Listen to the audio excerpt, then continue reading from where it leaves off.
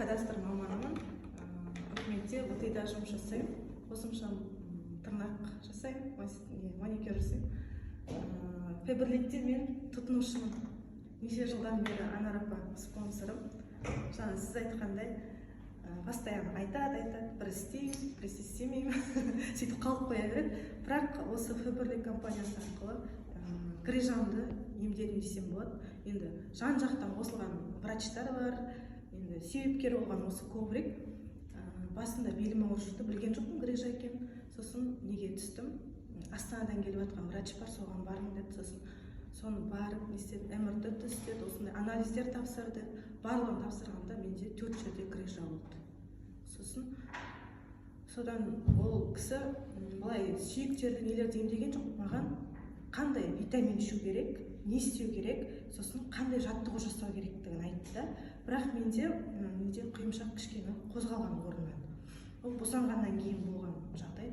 Сосын бірінші ол кісінің айтқаны маған осындай акупунктурный не дейді ол, коврик деп, аппликатор Кузнецова деп айтады да, бұны.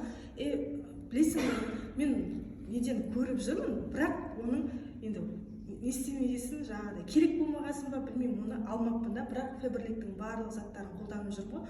Сосын айтты, аптекада осындай не бар, коврик бар, соны обязательно алуым керек деді.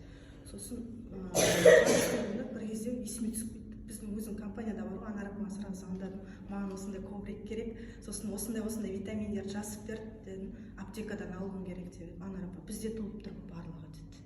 Доброгеннен бастап, живицаны алдым, кальцийді, D3, омега барлығын алдым, жаңағы врачтың айтқаны бойынша барлығын іштім. Сосын кәдімгі қарапайым жаттығулардан баста деді. Күнделікті былай қолды былай жасау, иықтан. Себебі адам белі ауырған кезде ең бірінші мына полный омыртқа ғой, мына жер бізде қысылып тұрады екен. Сол үшін бел ауырған адам обязательно бас ауырады. Мына жерге себебі басқа кислород бармайды. Сол үшін кислород беретін баттарды ішуіміз керек екен. Ньютоникті іштім Фаберликтегі. Сосын ол неге әсер етеді? Адам егер де беліңіз ауыратын болса, обязательно аяқ ауырады, тізе ауырады. Ол тізе ауырады. Сол үшін Доброгеннен бастадым барлығын. Ең несі осыны айтты маған. Осылай қоямыз, жатамыз маған кәдімгідей, тіптіке жалаңаш жату керек, киіммен жатуға болмайды, әйтпесе бұның әсері болмайды. Сол үшін сосын 0,5 жаңа нені аламыз, тассай баклажканы, ішіне ыстық су құямыз. Ыстық су құйып, сосын сыртына кәдімгі полотенцияны ораймыз, қатты күйдірмейтіндей болу керек, бірақ ысы бату керек.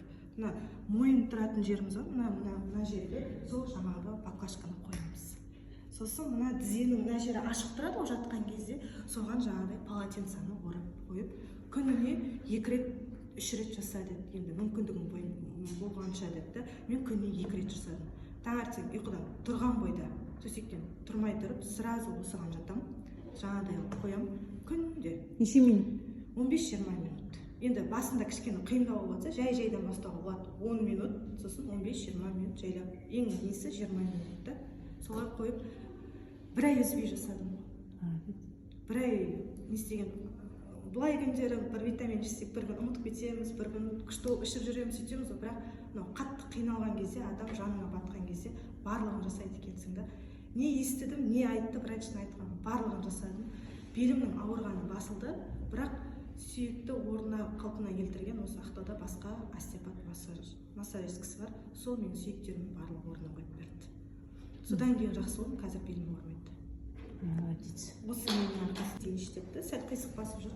Сосын ол кісі де назначениелерін беріп жатырды ғой. Сосын айтты, мен айттым, үйде өзімде коврик бар еді, осындай коврик бар, соған жүргізсем бола ма деп сұрадым да. Конечно, болады деді. Сосын сен оның білесің ба деді маған, тарихын білесің ба деді. Жоқ дедім.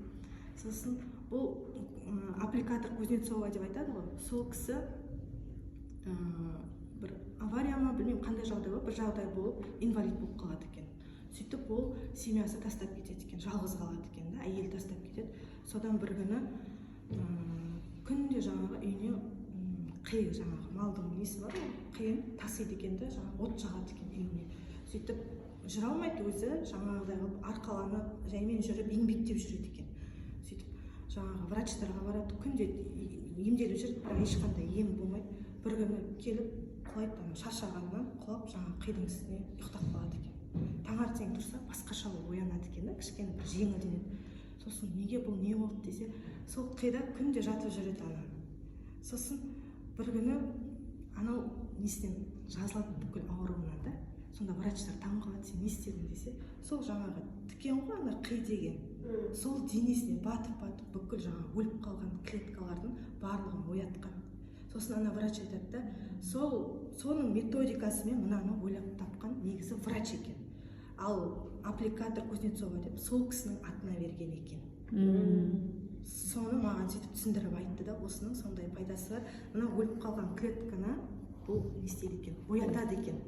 Бірақ бұның болмайтын жағдайлар, егер денеңізде жаңағыдай кожный заболевание дейді ғой, тері аурулары болса, сосын жаңа онкологиямен ауыратын адамдарға, сосын хронологический аурулары бар.